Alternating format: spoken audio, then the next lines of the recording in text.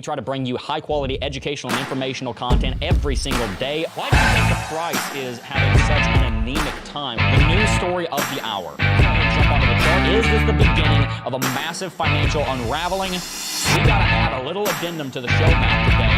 So we start here on the daily. Now, we've been looking at the RSI on Bitcoin's daily chart for the last several days. It always has been, but it's been increasing over the last 50 years since the government has been getting. What is up, everybody? Good Wednesday. It is July 13th, and the CPI numbers have come out. I told everyone in the Discord, both on Club DeFi and in the Nights on Table Discord, I had a surprise for you guys. Well, guess what the surprise is? For over a year, I have worn a hat on this stream. No hat today. I woke up this morning, Smay, and I said, no. I said, I'm going to go with just a natural head of hair this day. I love it. You know, I felt like people need to pick me up. After those CPI numbers, which I had a feeling were going to be pretty rough, I was like, you know, I think things need to change a little bit. Anyway, guys, we're joined today by T-Shroom and Smay. I'm going to start with T-Shroom. How you doing this morning, T-Shroom? Much better than I deserve today. Much better. That's for sure. Good, yes. We're going to need that after we get through our discussion today. How about you, Smay? You know what? I'm going to do a gesture as well. Whoa. Wow, wow, wow. I can't believe it. Wow, if only you'd worn a black hoodie, you would have completed the trifecta of black hoodie, no hat show. No hat show, guys. No hat. And my hair's all messed up. It's a little crazy looking, but wow. What a beauty. I had to do it. Tell us what you think in the comments. I think that Smay looks great with a hat off. I think he looks like a strapping young lad. Oh, well. You know, guys, I got to say, I feel great right now. I mean, I always feel great. I feel just good, jazzed. But you know what I love to do when I feel jazzed? Read green names. Whoa! How did you guess?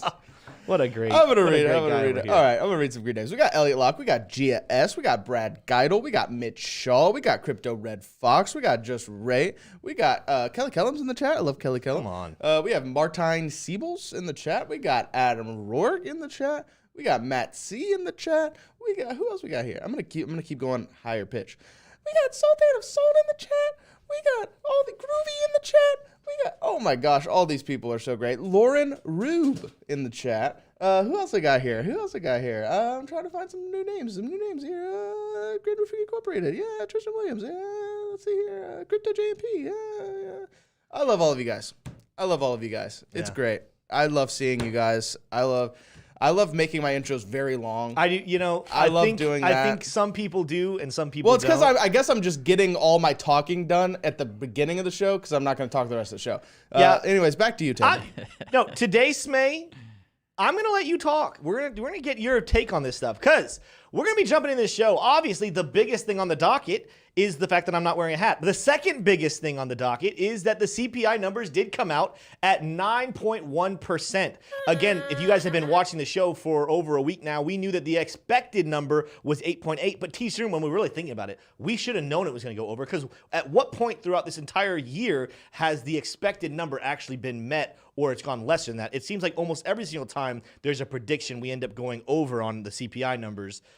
Maybe there's 1 month that didn't happen, but you can correct me if I'm wrong there. We should have known it was getting worse. Hats off. If any of you guys said over 9, if any of you thought over 9%, hats off to you. That's right. Yeah. Hats off. Hats off to you for calling that one. I was honestly thinking he was going to stay around 8.8, 8.9. So, yeah, it's going to be rough. We're going to talk about all that and more because that is going to have big implications for Bitcoin, but it's not the only story. However, before we jump into our market pulse, and then it's going to be a little bit different today. We're kind of mix a little bit of our market pulse stories. We're going to then mix the CPI stories with the technical analysis because they are directly tied. So I know some of you are used to, you are market pulse, then we have our technical analysis, then we do super chats, and then we go into our story. Today's going to be a little different, so just hang tight. It's going to be a good show.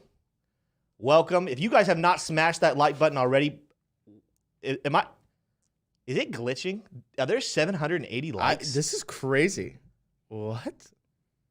Is YouTube glitching? I'm refreshing the page. We only have 869 people watching, 786 likes. It's a great ratio. I love this. I don't even know how.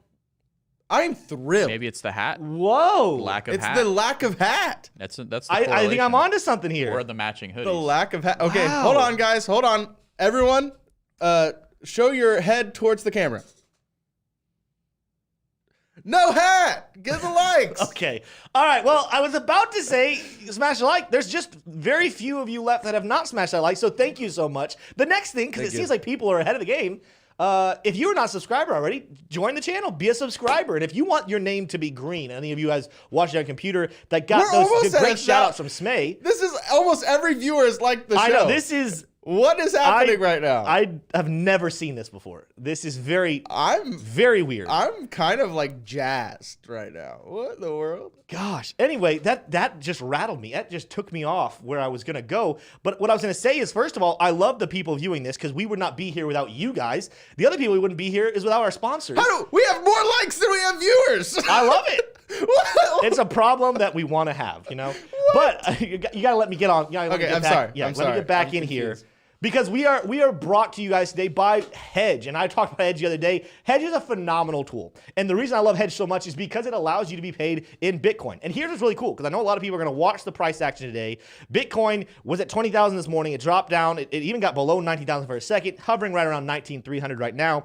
Here's the cool thing. By the time you get this thing set up with your employer, it's going to be closer to the bottom. And guess when the best time to be getting your paycheck in on Bitcoin is? It's when it's at the bottom, because that's going to turn into some easy, nice money. So today, go to that link down below, go get Hedge, sign up for it so that you can get automatic withdrawals from your workplace in Bitcoin, Ethereum, whatever you want to have.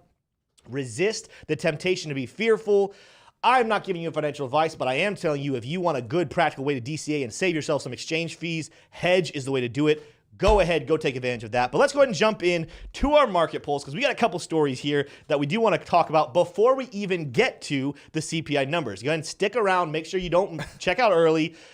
This is absolutely weird. I'm freaking. It's going to throw me off the entire show seeing that high of a like, but I don't even know It's more likes how than we it's have possible. viewers. I don't know how, did people literally just come on and hit like and then leave? I don't know. Anyway, we're going to keep moving on here, guys. One of the big stories that we are going to be talking about is Celsius, and I'm going to go ahead and go to my chart right here. May, you can join over. Crypto lender Celsius is deeply insolvent, says Vermont's financial regulator. This, of course, though, is on the precipice. I know I saw a report earlier that they were able to pay off another $400 million of debt. But T-Shroom, let's break down this story real quick. What is happening over here with Vermont? Because I know you were talking about this morning. This is the state of The state of Vermont is one of the departments that are actually suing Celsius. What is the bits of that story that are really big? Yeah, absolutely. Well, if you go to my screen, I'll read it on out. On Tuesday, the Vermont Department of Financial Regulations, DFR, alerted investors to exercise caution with crypto lender Celsius.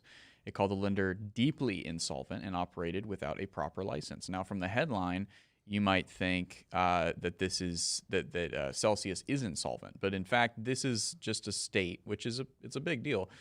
The state of Vermont is suing Celsius and calling it deeply insolvent. Now, we don't know. We don't know. You know, this court case is not going to be solved overnight, as we know with the XRP court and with the XRP case and with many other court cases.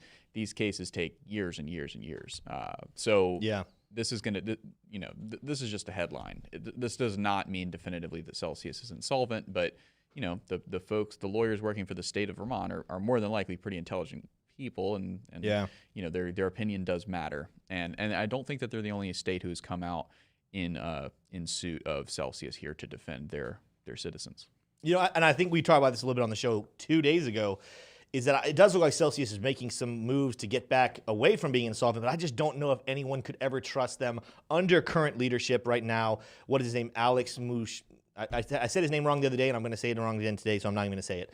But, I do think if Celsius actually has a route to success, it's going to be through new ownership, new leadership. So that is not something that I'm necessarily looking at as something that I'm putting a lot of hope in. I didn't invest in Celsius before. I didn't use it as an exchange. I have no plans to change that and start using it. But that is all up to you guys. If you guys did lose money through Celsius, there is still some hope you can get your money back. Let's transition to another story, though. The U.S. Treasury, going to my screen, Smay, the U.S. Treasury wants your comments on Biden's crypto order. This is actually a pretty interesting article. When I was going through it this morning, Yesterday, we talked about the Treasury's remarks, and then they talked about CBDCs and what the future of currency could look like. There are some things that are really interesting here. Whether you are for this current administration, whether you're against it, no matter what, there were some interesting things about this article on how they actually really want to hear what you guys have to think about it. I don't know. You could say like, hey, that's just them trying to gain some publicity, and they just want to gain back some success because they are not looking good for a repeat. We will see. But it does look like they're asking, they want to know what people are thinking about cryptocurrency. And they kind of talk about right here, for consumers, the digital asset may present potential benefits such as faster payments, as well as potential risks, which include risks relating to fraud and scams. That's a fair statement. I do think I have to agree with them there. That is the cool thing. They're acknowledging cryptocurrency could be super phenomenal for that faster payment system. They don't mention here decentralization. Well, I don't know why they would mention it there, because that would take their power away from them. But I agree with their risks as well. That is still something that's very, very big. Again, we covered this yesterday. There was $8 million worth of Ethereum stolen because of fraudulent systems over on Uniswap. That is still very real. Frauds and scams are going to be the biggest, the biggest adversary to people adopting crypto, especially if you are involved in one of those fraud or scams, and it's going to be really hard to put your confidence back into this space. But I do think it's interesting, T-Shirt. Was there anything else interesting about that story, about them asking for people's takes, or did I kind of wrap that one up pretty cleanly? I would say go onto my screen, because the most important part of this is you can go do this. So you can go to federalregister.gov/documents. Smay, do you think I should post this in the description of the? Well, post it in the link. All right, post it in the chat. I'll post the link in the chat, and I will do that. But this isn't really a story, but this is an opportunity for us to participate in our democratic process. He said with a smile. How much of this do you actually think they'll take into consideration, though, T-Stream? I know they're asking for people's opinions, and let's say they get a couple million people to actually contribute. Do you think they'll actually take any of those opinions into consideration, or they're still just going to do whatever they want? This was just a publicity move. Here's the way I'm thinking about it. I think that they do realize that crypto is the future, and I think that they're trying to gauge what the outrage would be, what the support would be, and also what different demographics are in support or opposition to a CBDC or a zero tax on Bitcoin, different things like that. They're going to get all kinds of different responses. One of the things that I would be interested in telling them is, zero tax on Bitcoin, like other states have done, other countries have done, and also, to subsidize mining and subsidize mining that is energy efficient and green and for a variety of reasons. But I think that they're going to get all kinds of feedback, but I think they want to know what the demographics are, that are going to bring them this information. So I'll be really interested to see. I'm going to submit a proposal and see if they ask me for my age and different stuff like that. But yeah, it's definitely an important thing for you to go do. So click on that link that's in the chat and make it happen. Yeah, that is big. If it does have any say in it, even if they don't take into consideration, I think our involvement in that and making our voice heard about what we want to see will scream, even if they don't listen to it. And be respectful as well. It's really important. True. Don't go on there and call them names and it's true. And be hooligans and then support crypto. Right? You don't want them to associate hooliganism with crypto. Yeah. Be professional. Say, hey, I'm Taylor Shrum would be my name. I'm a member of the Florida National Guard. Build some credibility and say, hey, I'm in favor of Bitcoin. I acknowledge that there's exchanges and there's actors in the space that are bad actors, and I'm grateful that there's regulation in place. And talk about it in a professional way, but make it clear that you are in support of crypto if indeed you are. Yeah, well, let's keep moving on. We have some more stories before we jump into those CPI numbers. Those will be coming with the charts. In case you guys just joined in, welcome. We're going through some headlines this morning that are pretty big in the space. Go to my screen here, Smay. The SEC extends a window to decide on ARK 21-share spot Bitcoin ETF to August. So this is really interesting because, of course, we just had 2 rejected. I know one of them, of course, was with the Grayscale spot ETF. What was the other one? What was the company that tried to do another one? I don't remember off the top of my head. I can't remember either right off the top of my head. But this is interesting because now that ARK is asking for one, they didn't just come out and say no. They're actually just putting this off till August. T-Shroom, can you kind of summarize that story for us and what the takeaway from there, that one is? Yeah, absolutely. Well, according to Tuesday filing from the SEC, the regulatory body extended the deadline for approving or disapproving the ARK 21 share spot Bitcoin ETF to July 16th, as Tim said, an additional 45 days from August 30th. The application originally filed with the SEC in May and published for comment in the Federal Register on June 1st includes a proposed rule change from the Chicago Board Options Exchange BZX exchange. So basically making an exception for the spot ETF for Bitcoin. The reason why this is interesting to me is because it's a different result. They didn't just come out and say no, right? Gary Gensler didn't come out and just say, no, I don't like it, we're not doing it. And then a bunch of his own employees come out against him. They've kicked the can down the road. I think that this is a really good outcome. This is, talk about 50 Shades of Gray, not the book, but like the process, the phenomenon. Yeah. This is deeper into the shade of gray of different communication. So they're communicating to the public. They're not saying no. And that's really important. What I'd be interested to see here too, T-Shroom, I would love to see the details of what was filed. Because I remember I was reading a report months ago about different ETFs being filed, and some were accepted and some were rejected based off of what precedences they were using in them. So I wonder if there's some key differences in the presentation that ARK gave, or is it really just the exact same thing and the SEC is kind of just being a jerk to Grayscale and just refusing their spot ETF. I want to see more of the information in that, but no matter what, whoever does it, I want to see a spot ETF enter just for freedom, first of all, for the individual to be able to make that decision. But second of all, I think that'll open up the floodgates to more spot ETFs coming out, and that should be good for the price of Bitcoin. And I do believe, let's see here, I think we have one more story we're going to cover here before we enter actually into some chat. I don't know if I've seen any super chat just yet, but go to my screen one more time, Watcher.Guru. By the way, Watcher.Guru, shout out to them. This is one of my favorite news Twitter channels to follow.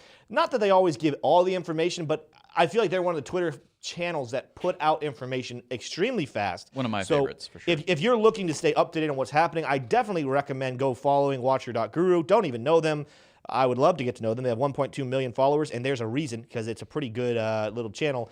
But magistrate judge denies the SEC's attorney-client privilege, claiming in the Ripple case, whilst calling out the SEC for their hypocrisy. Just wrapping this up, I guess there was, I don't know all the details. I need to get more involved with what's happening on all the small details in the XRP case. However, I guess there was a piece of evidence being called into question that that XRP or Ripple representatives wanted to see answered. And I think the SEC was trying to say, well, we have attorney-client privilege, we're going to be able to keep that closed. And the judge denied that, saying, no, you will present that evidence that will come in. And this supposedly, according to the reports that I've read, is a big win for XRP. So all of my XRP fans out there, the XRP army, let me know down in chat what you guys' thoughts are about that story. Because guess what, guys? Whether you like, hate, or impartial about XRP, I do believe XRP is a crucial part of crypto's future.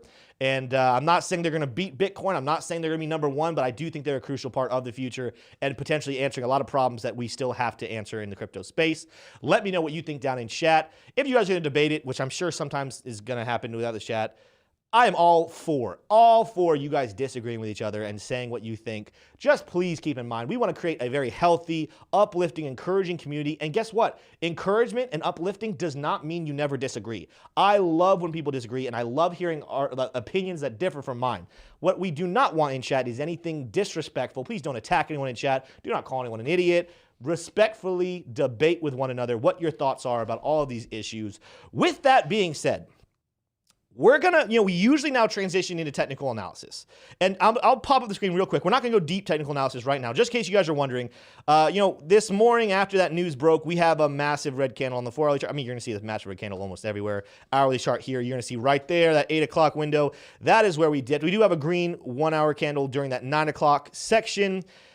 Now we're back in the red. It does seem like a lot of the dip is over, so I do wonder. Matt C, shout out to Matt C in chat. He asked yesterday, did this drop that came in 2 days ago when we dropped below this level of support, was that a price baked in? I told him I didn't think it was fully baked in. I do think we have further downside to go after these numbers because, again, we're going to jump into that information here in about 10 minutes. How significant this 9.1% increase to inflation is. However, it does look like at least there's some wrestling going on right now that, some of that dip might be over, but we'll have to see the rest of the day.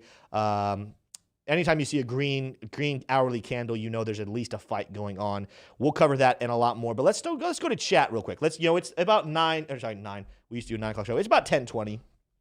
We usually do the technical analysis, but let's do some chat, and then we're going to kind of mix our technical analysis and these reports together because the biggest thing happening on the charts is the way our price is responding to these numbers. So, any super chats first and foremost, T-Shroom, or any chat you saw that was really interesting? I never saw any super chats, but I did see one from let me keep looking for it. No, there's a super chat now. Yeah, Elliot Locke just gave a Okay, super cool. chat. So I'll read that one. No hat day on the show. Dips into the gutter. Not the book, LOL. Could the SEC have a beef with Grayscale by denying theirs yet extend others? Maybe because they could be in BlackRock's pocket. You know, Elliot, the only thing I would say about that one is if it would be, I mean, maybe BlackRock's about to enter one, and they didn't want the first one to be kind of considered to be BlackRock. So you have, the conspiracy issue. I don't have a hat on today, but if I could, I'd grab my tinfoil hat, and we could get into conspiracy theories about what the SEC is doing. But as it stands right now, I don't know if that's a definitive statement because it wasn't like they said no to Grayscale and then said yes to BlackRock. no, they can't show favoritism. They can be sued over favoritism. But where the tinfoil hat's going to come in is they're strategically placed. Like, hey, we don't want to make it obvious that we're doing that. So what we're going to do is we're going to deny Grayscale, and then the next one that comes along, ARK, we're going to say maybe. We're going to postpone this, and then when BlackRock comes in and we say yes to them, but we're so close to saying yes to ARK, it makes it look like it wasn't there. I think some people are going to be in that boat. I'm not saying that's what happened. That is what a tinfoil hat take would be. As far as the first half of that super chat, though, no hat day. And the show dips into the gutter, not the book. No hat day. I don't think you got. Well, Smay usually wears a hat, so yes, I got him to turn. T-shirt wears a hat sometimes, doesn't always. But I saw another one in chat. Someone asked about the black hoodies in Georgia. So the first thing to that comment, we are not in Georgia. We're close, we're about an hour away, but we are in Gainesville, Florida. Hour away, man. If you're Go flooring Gators. it's an hour away. What? If you're flooring it's an hour away. Maybe flooring it in a Tesla. Maybe the I'm driving Spaceman faster than I Spliff should. did comment. He said, he or she said, well, I guess it's a man, Spaceman. If SEC always rejects spot ETF, then why on earth do they even need to extend their decision? And I think that's kind of the key question. It's like, why did they extend this? Yeah. I think so we talked about the kind of the most obvious unconfirmed conclusion that they would extend this is because they're going to say yes, but just not right now, or they're going to deliberate and this is closer to a yes than it is to a no. But the other reason would be because they actually don't know. So like in the sense that they don't want to get sued again, right? So Grayscale sued them, and so they don't know if they want to come forward and just say no right off the bat because they need their legal team to look at why they're being sued and if they're going to win that case. And they may have concluded that they're going to lose this case, and they don't want to get another lawsuit on the books that they're going to lose. Carter, there's some funny chat in here. Carter Perrin said, I don't agree with no hat Tim, but I do agree with hat Tim. I also saw other comments, multiple people saying a Tim foiled hat. I like that. I love the puns going on in chat. I see a couple comments here about XRP. Again, like I said, I have no problem with people debating XRP, but I do love, so from what I'm looking at, I can't look at all chat. It does look like you guys are abiding by the respect. So I love seeing that. Again, that's something that's really, really big. Like I told you guys on the channel several times, I learned so much from talking to people who differ from me, who think differently than me. I have had, one of the reasons why I even changed my opinion, speaking of XRP, some of you guys will know, going back to a year ago, back when every now and then I wouldn't wear a hat. So you got to be a real OG to remember this. I was not a fan of XRP. I did not like it whatsoever. Guess what happened? People vocalized their frustration with me. People, vocalized, Tim, you need to change your way of thinking. I got to have some great conversations with people who were pro XRP. Harry, Crypto Vet, is one of them, but I also got to do an interview with a representative from Ripple. And because I had a respectful conversation with somebody who disagreed with me, I actually ended up changing my opinion. And there are several things that I disagree with, and I've listened to people that disagree with me, and I don't change my opinion on. For example, I don't think, I've heard some people talk about XRP gonna, when they finally get released in this SEC case, easily just 10x, like overnight almost. I don't agree with that take. I do think XRP is gonna have to fight a battle with marketing, and they're gonna have to fight the brand. Like, how many people, and I'm gonna call it what it is, are a little bit ignorant about the full details going on with XRP. Guess what? You don't just get a free 10x overnight just because you won a lawsuit. You got to kind of undo some damage where some people who are maybe a little more ignorant haven't done their research, and I'm going to put myself into that camp. I hadn't done my research here a year ago. You're going to have to fight to convince them to change their mind. That's going to happen. I've talked with people who disagree with me on that. They've said, Tim, I still think, and I'm like, all right, I just disagree. I need to see it happen before I agree with it. However, you can always do it with respect. You can always do it with love for your fellow man and encourage one another. And that's how we're going to go forward. That's how even, with anything in the world, when you disagree with each other, if you can just disagree with respect and honor and understand that each person's opinion, whether they are right or wrong is not the case. They have validity and you should listen to them. Doesn't mean they're right. We should always chase truth. But yeah, let's see here. Anything else in chat before we start to transition? Not really. It's getting close to 10:25. Noker asked, is iTrust Capital lending our crypto out? Will they ever let us withdraw Bitcoin from their platform? Who is it? Wait, who? What? Just somebody said Noker. Not a. I don't know if I know Noker. Are they lending it out? I don't know. I don't know. I don't believe so, but I don't know that for sure. No, because they're not a. Yeah, why would I they? think they're a lending platform. They're just a 401k manager. Yeah, that's what I was about to say. Like, why would they? They're just a platform. They're not even a manager, right? So, and they use Coinbase, Coinbase custody, I believe. Yeah, it's a good question. We'll see. Though. I don't know. We could look into that. Well, hey, we're about to jump into these CPI numbers. We're about to jump into the charts. What is happening to Bitcoin's price? We might even look at a couple other altcoins as well, because it's not just Bitcoin that's being affected by these numbers. It is also the rest of the crypto space. But before I go there, because a big hot topic, especially when we're talking about Celsius, we're talking about things like what's happened recently with Voyager, when we talk about other exchanges that are at risk, a lot of people have been asking, should I be moving my money to cold wallets? And the debate that's been going on for a while, and one of the issues with cold wallets, and I will say one of, because there's maybe a couple other ones, is that when you move your money into a cold wallet, it does make it hard to have liquidation. It does make it hard to actually exchange it. It gets a little more complicated. Well, guess what? One of our sponsors of the channel, again, one of the companies that helps us come to you every single day, is a company called Unstoppable Domains. And we've talked about them before, but I really want to stress to you guys what I think is so cool about how their company works, and that is that if you purchase it, you create an unstoppable domain, which is like an NFT, and it actually allows a very easy transition of money even from your cold wallets. So this is going to skip a lot of different steps. It's going to make it very easy. This is almost like the future of what will make it so easy to get your money off of exchanges, to put them in cold wallets, to get them away from the hands of the centralized, put them to a decentralized system where only you have control.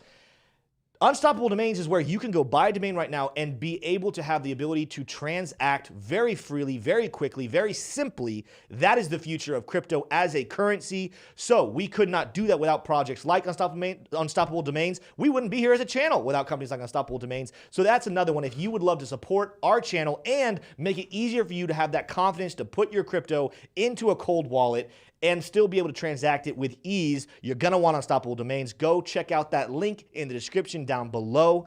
With that being said, we're going to jump into this, guys. I know a lot of you guys, we have 1,600 people watching, 1.5K likes. That still baffles me. For a while, we had more likes than viewers. I think it's a glitch, but, I'll take it, though. I love glitch. those kinds of glitches. A lot of you guys tuned in because you wanted to hear about those CPI numbers. Now, it's not news. Maybe some of you are hearing this for the first time, but in case you didn't know, 9.1%.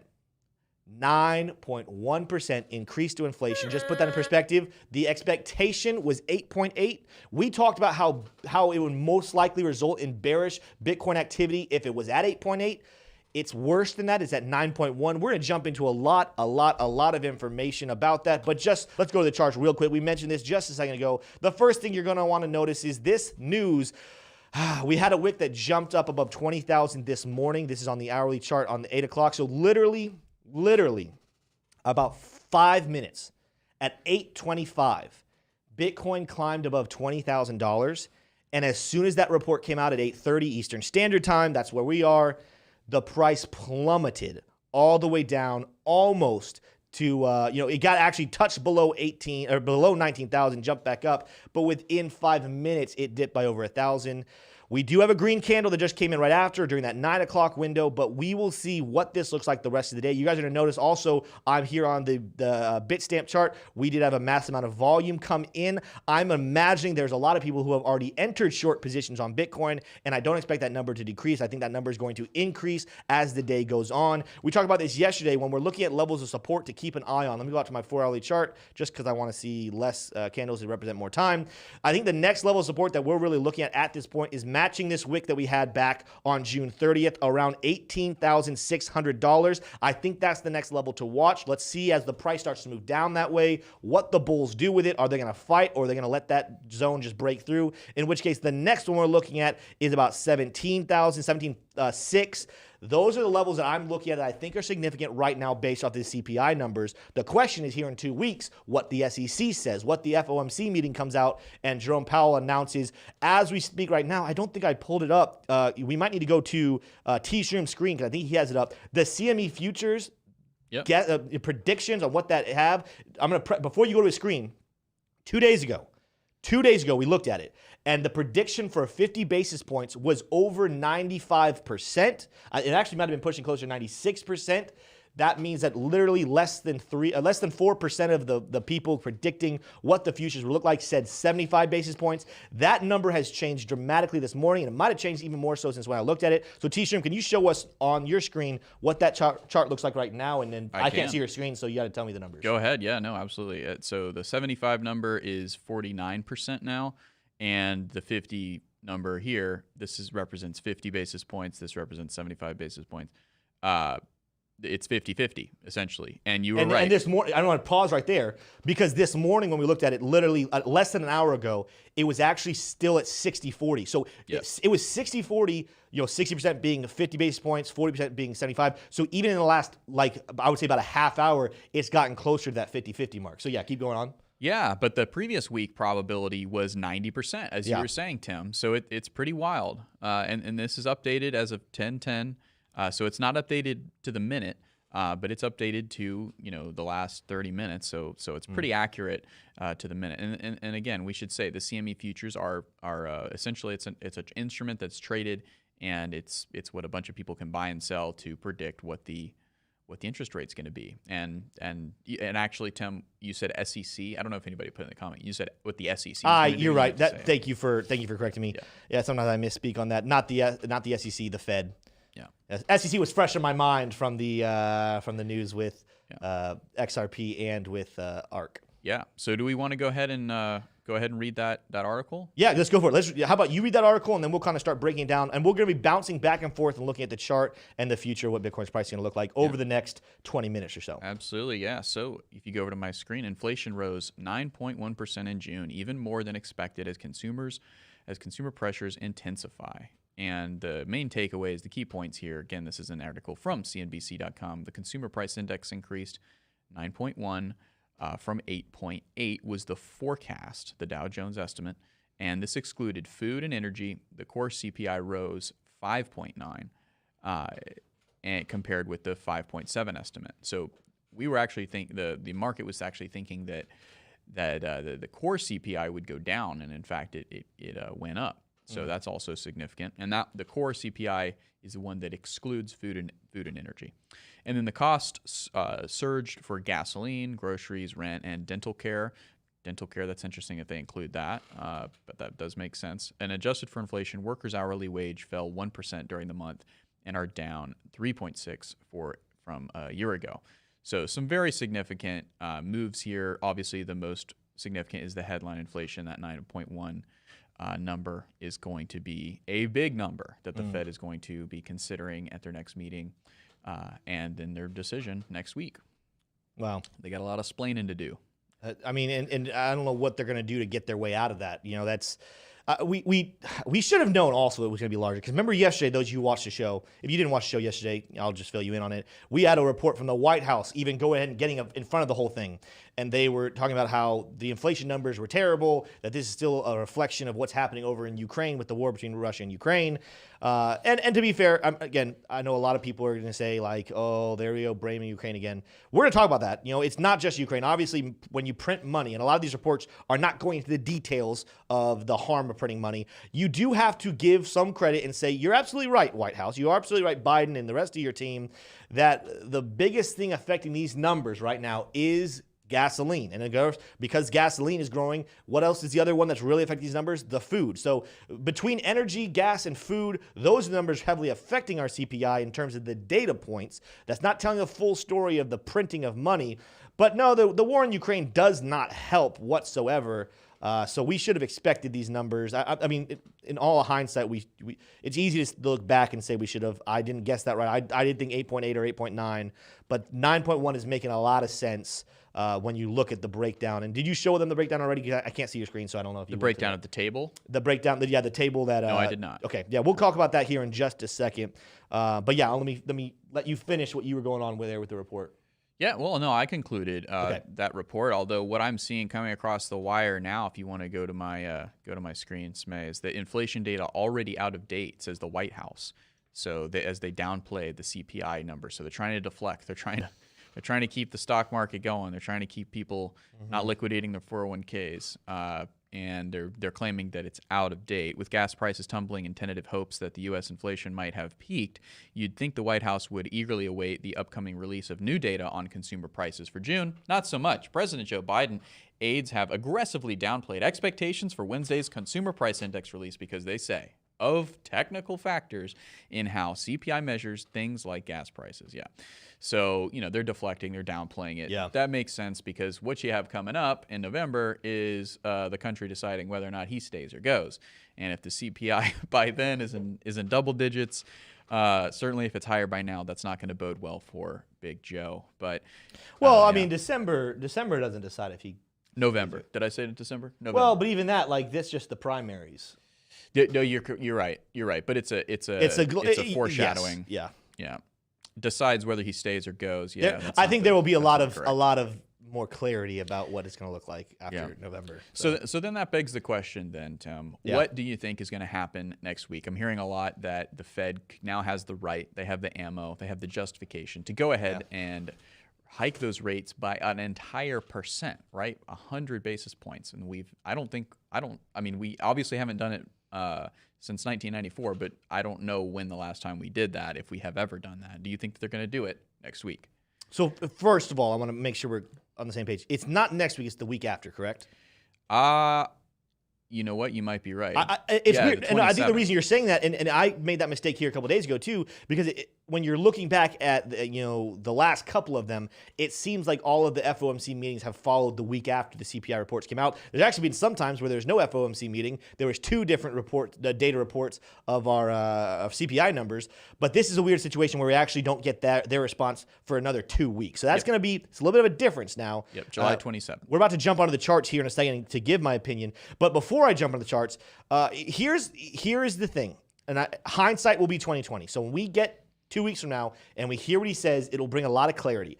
I'm about to just kind of go with where my gut is still sticking at this time. I do think that there's, as much as I think that the Fed wanted to do 50 basis points, and I think the White House administration really wanted to scale back to 50, maybe even go down to 25, because when they're looking at this and I would have to imagine they have more Keynesian economics types of thinking.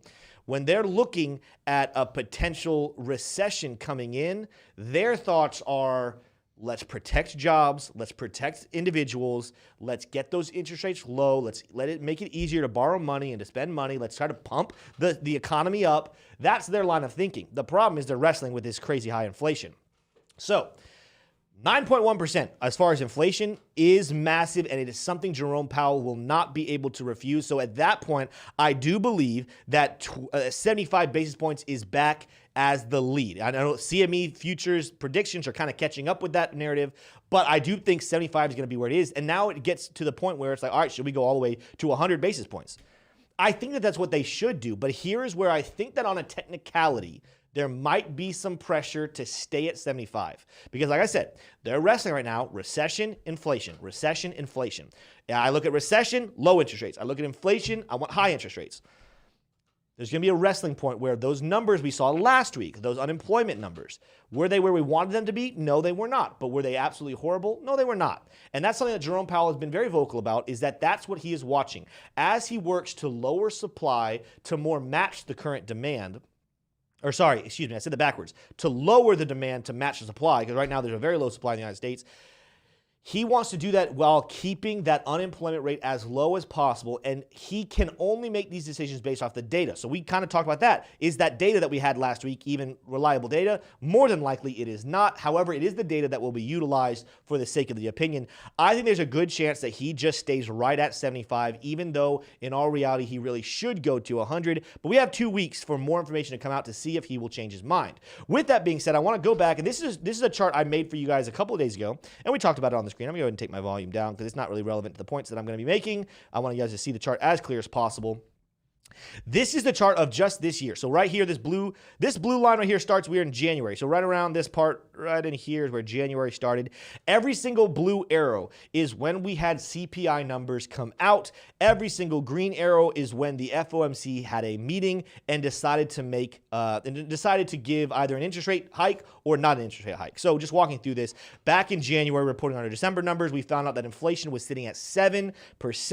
The FOMC's response, 0. Hey guys, I know inflation is an issue, but this was to be expected. We're going to be okay. We're going to kick the can down the road. So guess what the response was? Inflation's high at 7%. The price dips. What is the FOMC's response? It's going to be okay. 0 response. We end up breaking bullish. All right. The next month here, we're in February. We report on January, 7.5. So inflation is continuing to climb. We knew this was happening. What was the response from the market? Bearish. And this was an indication where we actually had 2 FOMC reports, we had 2 CPI reports before we got to hear from Jerome Powell and what his plan was, in which case it went from 7.5 and jumped all the way to 7.9, but we already knew inflation was an issue, so the price kind of stayed low. His response was once again bullish, where he kind of came out and said, all right, we're going to start tackling this. We're going to raise it by 25 basis points, but it's okay, guys. We have a plan. The economy is still strong. We will slowly kind of bite into this. Well, of course, the market started to climb, but right here's where we hit that high. I think we got a little bit overextended with Bitcoin. The price began to fall again, especially in anticipation as those CME futures started to come out. Guys, inflation is absolutely horrible. We got kind of close to what we expected with an 8.5% inflation rate, and you start to notice it didn't drop immediately, but the price started to move to the downside and sideways. This is when Jerome Powell came out and he gave a little bit of hope for bullish action, but he did say it's worse than we thought. 50 basis point increase. What happened the next day? When we also heard from the Bank of England, the price plummeted all the way from about $39, give it $40,000, down all the way to 25. Right? So this is what happens when you get these disastrous numbers coming out. This started the cycle. We are out of control. Inflation is out of control. We do not have an answer. Our inflation fixed just a little bit down to 8.3. We started to move sideways before the next CPI data came out. 8.6, historic, boom. This is what crashed us all the way from about 30,000 down all the way to 17,000. This is when the Fed came out and got serious. Said, hey guys, we actually got to get serious about this. We're going to raise by 75 basis points. Just use this data. I know that was a lot I just went through. Just use this data and now tell me when you see a 9.1 response right here from the CPI and we are expecting 50. I really should change this data. I'm going to go ahead and change it right now. I think at this point it's very safe to say that the expectation should be 75 basis points. You tell me that this is not going to respond in a dip in price. I don't know why, because it is getting worse and worse and worse and worse. And maybe we won't see as significant as dips, but I'm just telling you right now, even from a technical standpoint, we talked about this the other day. If I were to extrapolate what we just saw happen over here, when you guys asked, why, Tim, are you predicting potentially a $12,500 price? It is because of this right here. This is a bear flag, and we have bear news. We have a 9.1% inflation rate. We got 2 weeks before we hear from the Fed. I believe the combination of this 9.1 and this expected 75 basis point or higher is going to probably be the catalyst that we needed to get down to that $12,600, $12,500 level. That is what the charts are saying. That is what the fundamentals are saying. I know a lot of times people want to throw out TA and say, oh, TA is no good. Well, no, TA, when used correctly with fundamental analysis, is the best way to actually make predictions of price. And unless we see something else break in the news that we are just not prepared for, it almost looks at this point inevitable that we're going to get this low. You guys know some people are calling for even lower, down to around 10,000 or lower. I do think at this point, in my personal opinion, that's a little too low. I think there's going to be almost this kind of thought of when we get down towards 12,000, maybe even around the $14,000 level, this is such a good spot. This is such a good buy. This is where people who have been waiting for an opportunity to become whole coiners is going to be able to actually capitalize on. And I wonder if everyone who's sitting there waiting for 10,000 is going to miss their mark. They're going to miss out on the bottom, and it's going to be closer to that 12.5. That is what I'm seeing on the charts, and that is what I'm seeing on the news. T-Shrim, I'm going to throw it to you. What are your thoughts about everything we just tackled right there, and what are your expectations about the next 2 weeks of price action based off of this news? Well, I mean, my price prediction was 20,000 by Friday, right? By this time, around this time on Friday. I think that, right now we're seeing Bitcoin come up and try to test that 19,577 number level, and I think it's going to get rejected, and then we're going to start to see that decline. But I think you have this interesting period between now and the Fed decision, where people are going to be able to, conjure up these last minute arguments for buying and just kind of playing the volatility. But I think ultimately, once we get that Fed decision on the 27th, 2 Wednesdays from now, I think it's going to be pretty dire.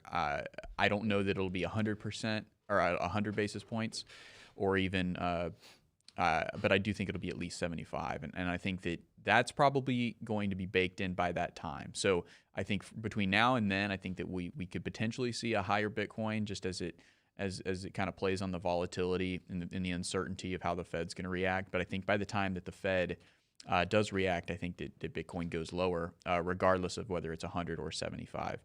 I think if it's 50, which is extremely unlikely, or if there's rumors that it's 50 for some economic argument, some Keynesian voodoo, then potentially it could pop higher on that. But again, I think the zoom out on this is that there's actually an unpaid chat about this. Zach Schrader said, with a fixed Bitcoin supply and growing inflation with all the dollar printing, can't believe Bitcoin at this low price. It's not if, but when it will rise. And that's kind of what I'm thinking in the back of my mind. I agree. This inflation is running away. This inflation is really, really bad. It's not improving. And, Bitcoin is kind of the savior to that. It's a limited supply coin, limited supply currency. And I think that at some point it is going to take off, and that's where I want to deploy all my capital and try to time the bottom. But in the meantime, I am hedging. I'm thinking it's going to go lower, and I'm using that BITI ETF, BITI, to hedge and try to make some gains to the downside to reinvest into Bitcoin to just leverage it more naturally there. Well, and another story that we mentioned a couple days ago, and I think it's big, and we need to mention that again, is when people are saying, "Oh, are we just going to dip down low because of those two pieces of information?" Remember this Mt. Gox story just broke as well, where a lot of people who had lost their Bitcoin and thought it was gone forever are actually been getting their Bitcoin back. And reports are showing, while some of them are going to continue to hold, there's actually a good amount of them that are planning on selling. And it's one of those things that we've talked about on the show before. One of the problems with bear markets like this, and it's what the manipulators and the institutions and the whales who understand the future of Bitcoin, they love to jump on those opportunities to where, can we FUD people out? Can people be so burned by things like Terra Luna? Can people be so burned by their accounts being jacked up from Celsius, from Mt. Gox, from Voyager? Can we get them to be so discouraged that they sell at these low prices, they drive the price down, and in their brains they're like, I don't trust crypto with a 10-foot pole. They're going to start jumping over to the Peter Schiff side of our arguing. They're going to start jumping on the bear side that, hey, crypto is broken, Bitcoin is broken, it's never going to make it. And those who know the future of Bitcoin, those who know that there are solid projects in the crypto space, they're going to sit back and just enjoy sipping their lemonade while the price crashes due to all these bearish fundamentals, getting all the weak hands out, getting all the people who have been burned by crypto out, who no longer trust it, and then they're going to start accumulating. And, we're talking about us retailers. This is a golden opportunity to become whole coiners. This is the opportunity for some of these institutions that understand the future of Bitcoin to change themselves from being multimillionaires to multi-billionaires. The future of the planet will be people who own, like the wealthy future of the planet will be those who own thousands, if not millions of Bitcoin. And this is their opportunity to do so. You tell me there's so many institutions right now with $1 million to invest. You can get that price down, multiple millions. You can get that price down to about 12,000, 10,000, somewhere in that range. You're telling me they're not salivating at the mouth to just be able to take off, even if that price goes lower down to 9 or 8. The future of Bitcoin is bright. The fundamental aspects of Bitcoin have not changed. Nothing about the price action changes the utility of Bitcoin and the utility of these other special cryptocurrency projects. They're going to go back up. I agree with that. It's not a question of if, it's a question of when. But I'm telling you right now, I know I was one of the voices saying I didn't see us getting below 30 at one point, and then I didn't see us getting below 20. But as new information is coming out, as I'm continuing to update my information, I'm just telling you right now, they are wanting the lowest price possible, and I think that there have been people who thought they were strong hands in the crypto space who have changed their mind. They've gotten weak hands. So where we used to think, oh man, are there a lot of weak hands left? New weak hands are being created every single day, and they're going to continue to be created all the way down to that $12,000 level, in which case institutional investors who finally now they're going to time it just right. They're going to get that regulational clarity from the government. We're seeing the government move in that direction. They're going to get that confidence back in the space. They already know it. They're waiting for the rest of the space to wake up. The US dollar is broken. Every other fiat currency is broken. Like, it's not just the US dollar that has massive inflation numbers. Almost every single currency around the entire globe is getting crushed right now versus commodities. And a lot of people are asking, oh, what happened to Bitcoin? I thought Bitcoin was supposed to be the hedge against inflation. Well, guess what? No one's using it that way. It is a hedge against inflation, and it will become a hedge against inflation, and it will be how people protect themselves from losing money. It is just being treated like a commodity at this point, and it's when people start to educate themselves. It's when people actually start to learn about those true fundamentals and utilize it as such. Remember, we talked about this before also.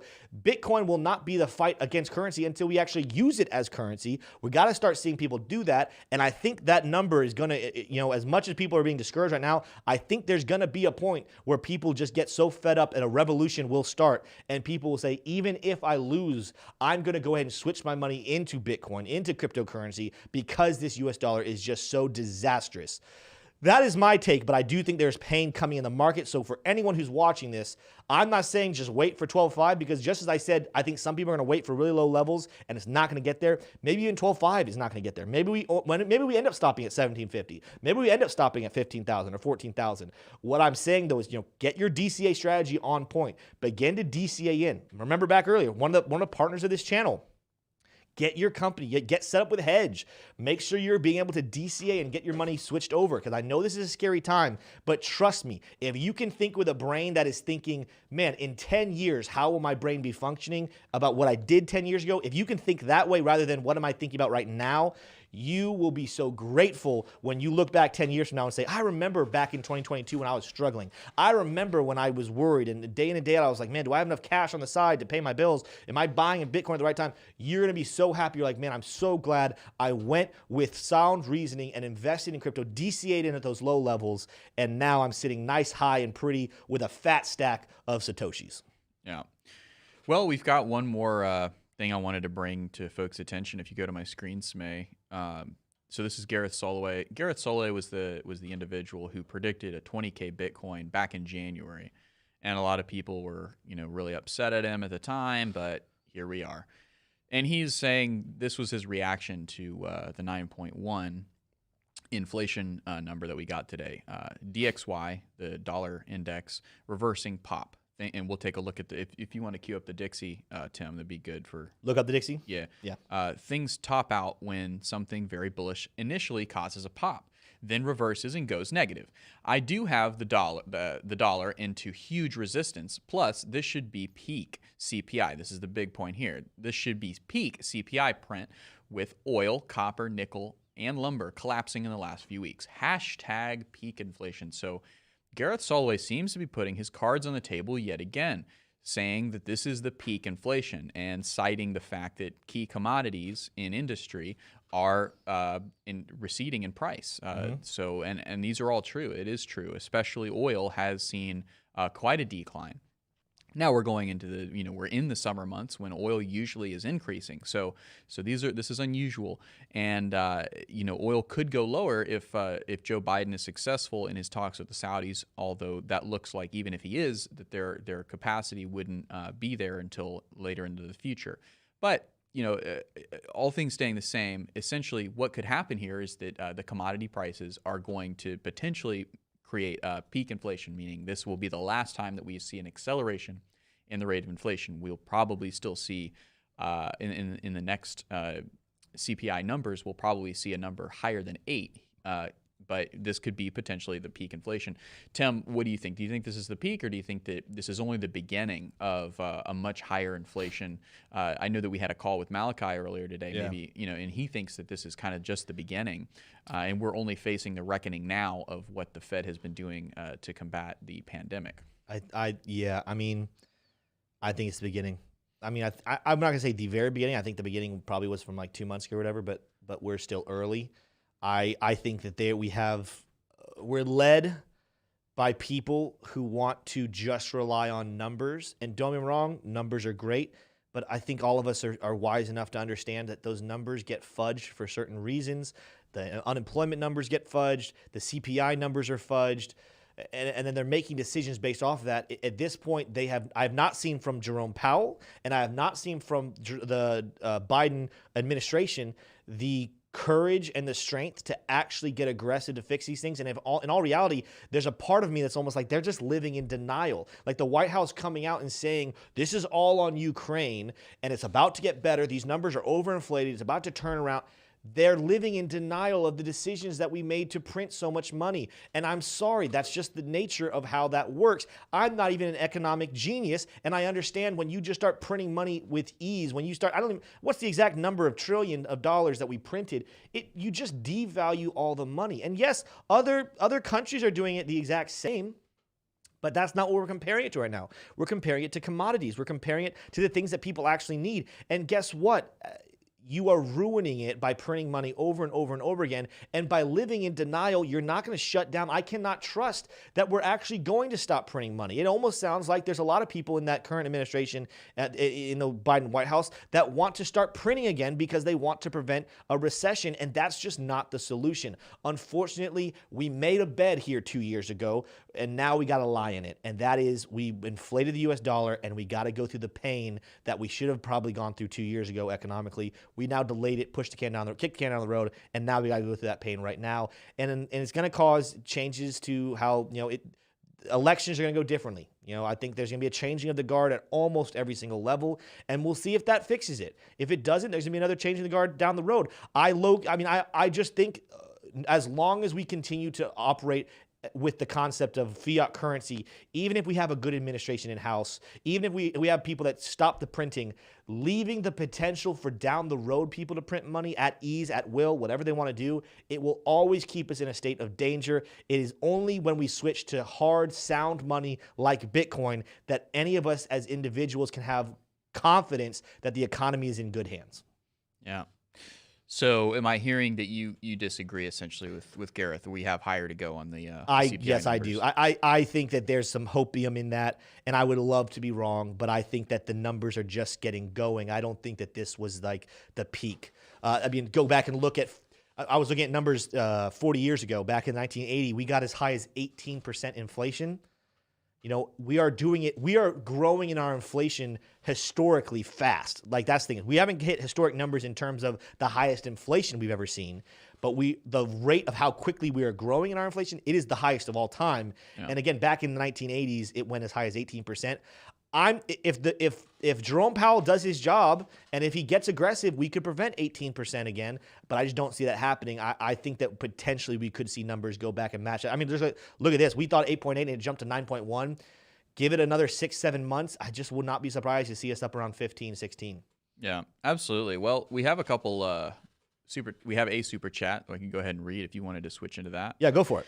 Yeah. So James Bowler donated $5. Said, "How do you feel about what BlackRock and Citadel did to Luna? Check the on-chain data."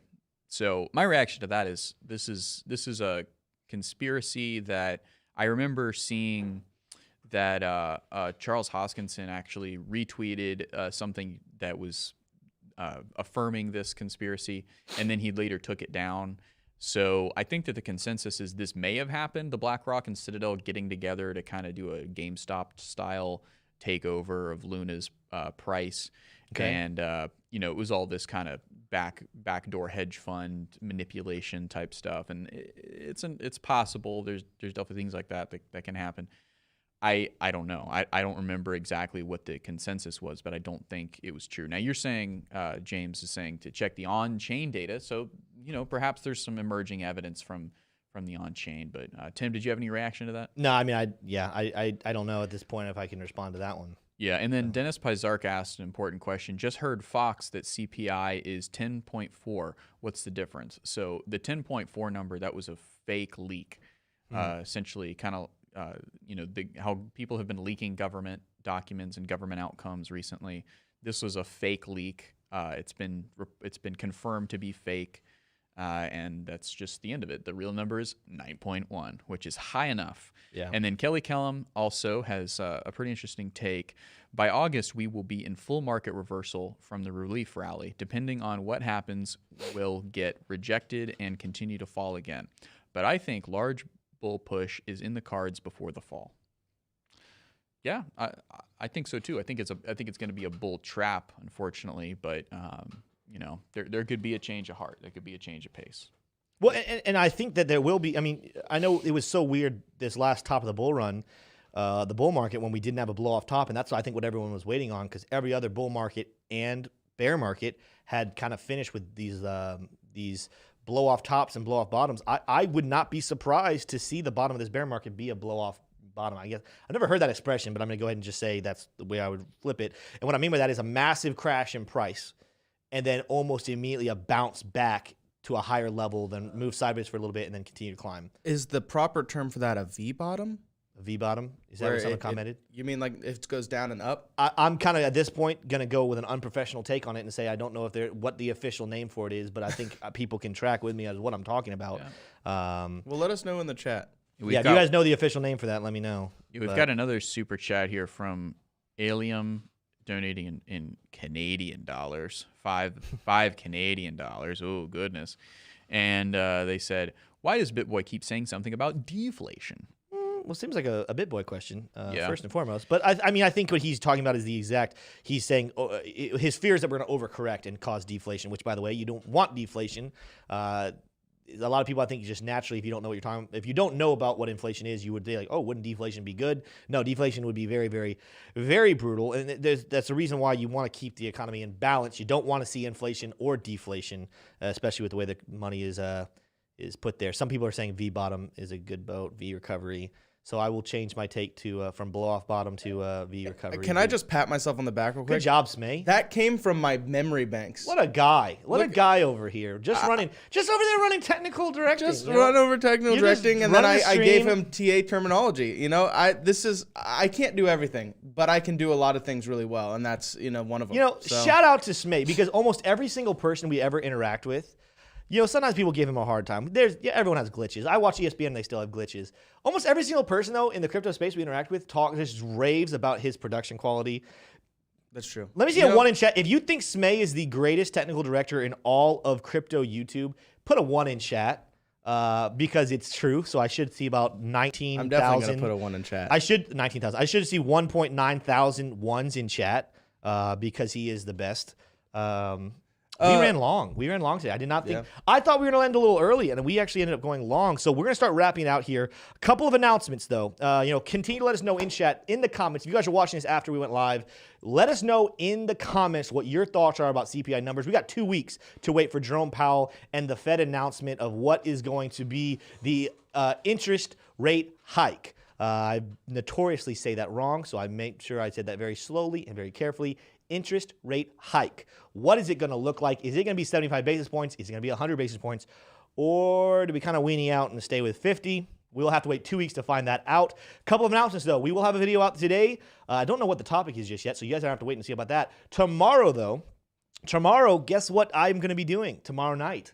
I will be on Around the Blockchain. Speaking of BitBoy and his crew, I will be making my first ever appearance on Around the Blockchain tomorrow night, 5 p.m. Eastern Standard Time. You don't want to miss it. I don't even know what we're talking about just yet. If you are on Around the Blockchain, can you do one thing for me? What am I going to do? Can you shout me out on Around the Blockchain and say, Smay is the #1 technical director. Sorry, everyone there. I will. In fact, when I win, because I'm going to win. Yes. When they say, Tim, do you have any closing arguments? I'm going to say, Smay the Turtle King is the greatest technical director of all crypto YouTube. And then I'm and somebody here said, can it be a tie between me, TJ, and DZ? And I want to say, no, there cannot be a tie. Now they can be in second place. Yeah. Second place isn't bad. By the way, I like them a lot. Second place is not bad at all. So, well, everybody, that is all we have for you guys in today's show. We love every single one of you guys. We will be back tomorrow with another Coffee and Crypto Live. Again, I would say liked, but we still have more likes than we have viewers at the moment. 1.8 thousand likes. I love it. If you are new here, smash that subscribe button and come and join us every single day for all the content you need about the price analysis of the crypto market so that you can decide for yourself what you want to do with your money, and that's called financial sovereignty. With that being said, though, guys, I will see you in the next video. Peace. Oh, I got a real good feeling.